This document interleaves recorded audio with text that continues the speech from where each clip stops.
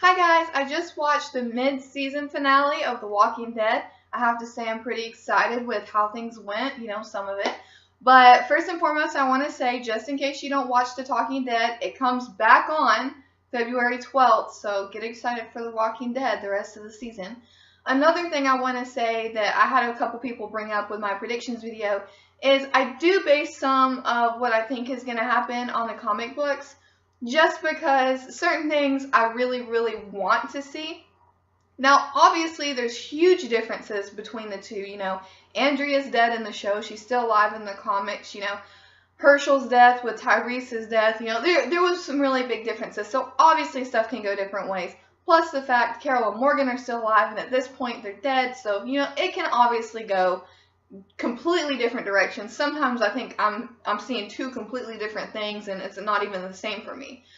But, reading a book as a kid and then seeing it as a movie is either really disappointing or it's really amazing. And especially this one, if you put the show and the comic side by side and read it and watch it at the same time, Spencer's death is almost like word for word, and it just got me so excited. And as soon as he started talking about guts, I looked at my husband and I was like, yes, yes, yes, it's gonna happen, it's gonna happen. And I was just really happy for it. I mean, I know I didn't like Spencer, but I think it was mainly because I was seeing something that I read a while ago come to life, and I just loved it. Now, a couple things did happen that I did predict other than the deaths. One is some of the communities being brought together. Obviously, the kingdom left out. Daryl getting out. Daryl got out. I did predict Fat Joey dying. That was completely random, but I do believe that Daryl needed that. It almost seemed like he was not himself at that moment in time. Like he really just needed to get all that frustration and all that anger out. It also brings up the question, who left him, the little note in the matchbox? Was it Sherry or was it Dwight? Because, it kind of led right to Dwight's room. Is Dwight changing? We obviously know whose side Sherry's on because she's only married to Negan to, protect Dwight. But we don't know how far these characters are, into the sanctuary. If they'll come back really easy, if they won't. One huge question, probably the biggest question I have right now. Whose shoes were that? Who are those big boots? Who did those belong to? Who are we going to be introduced to now? Another bad community, another good community. Why is Father Gabriel being spied on? I don't know. How is the sanctuary getting so much information beforehand about stuff? I still kind of think Gregory's a rat. But one thing I'm very happy about, the reunion. I'm not a fan of some of those characters, but I was very happy to see Rick and Daryl reunite, that whole brothership thing that they have. And Rick got his python back. I thought that was a really epic moment. I was so happy for that. Now, I do believe that Sasha was in the right not telling Maggie because she would want to go out at that exact moment and do something about it. And I think that Jesus going was the right thing to do, and I was really happy that Jesus and Daryl got brought back. Some of the more little stuff in the show, like Richard going to Morgan and Carol. First things first, you guys have to remember that, Carol and Morgan have no idea what's happened. They have no idea Glenn and Abraham are dead.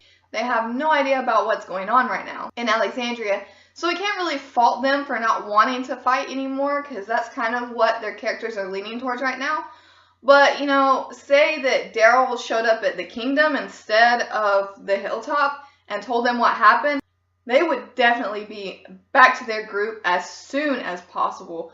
If you watch The Talking Dead, I think it was Kirkman said it in a very good way that, Morgan knows that Carol doesn't want him to leave, or he probably would be back by now. He doesn't want to leave Carol by herself, but he wants to, stay a little bit distance from her so she kind of has her way. But, as soon as they realize what's happened, I definitely believe they will be, back in action. I think Morgan's an awesome, badass ninja that can, kick your ass with a stick. He's one of my favorite characters. And I think Carol, she'll do anything for her family. And, whether or not I'm huge fans of certain people, I can appreciate what they can do. And, Carol and Morgan, I think will turn around. Daryl, I think, is done with kind of, his hot-headedness. I think he's sneaking stuff through now. I'm really excited, with the sneak peek. going to see what's going to happen with them going to the kingdom. However, one thing that I've kind of left out that I did predict in, I think, my last reaction video, Rosita shooting Lucille and her horrible, irrational moment that she did. First, I want to say, how do you miss a shot? Now, I understand Lucille was right there, but at the same point in time, you're like less than 10 feet away. You shoot, and it doesn't go through the bat and hit him or anything like that. She just shoots Lucille. She can't shoot a person, but she can shoot a bat. But then a rat can turn around and shoot Olivia on a porch in the eye. Come on, Rosita. Like, really, if you're gonna go for it, go for it. Now, another moment that I liked but also absolutely hated was Eugene being taken to the sanctuary. I knew as soon as he admitted, I even told my husband, I said, they're not going to kill him. He knows how to make bullets. I was still terrified that they would kill him. But at the same time, I'm like, killing somebody with the knowledge of making bullets is incredibly stupid. And, Negan is not stupid. So I don't think he would do anything like that. Now, giving himself up, Rosita was on the ground. She was saying it was her and he wasn't going to do anything. I think he was almost on the brink of it, but as soon as it was Tara, he immediately did. Now, he doesn't have the best track record of being courageous and brave and, putting himself out there, but he did it when it came to Tara, and I thought it was a nice moment, even though he did get taken back to the sanctuary. Aaron almost died. Absolutely freaked me out. I just talked in a video about how I think he's underrated, and I think he's really brave, and I like his character. I was really upset when I thought he was gone. And I was also really upset whenever he got beaten by the truck. I was really upset about that too. But, I didn't think they were exactly going to kill him at that moment because there has to be a certain reason and Negan has to kind of delegate it for it to happen. But I'm really, really excited to see what this next half of the season brings, who's going to come up, meeting King Ezekiel. I'm just so excited for it.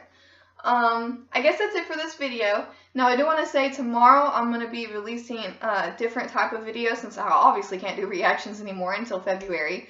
But just get excited for that. I'll be posting it probably on every social media site that I have because I'm really excited for it.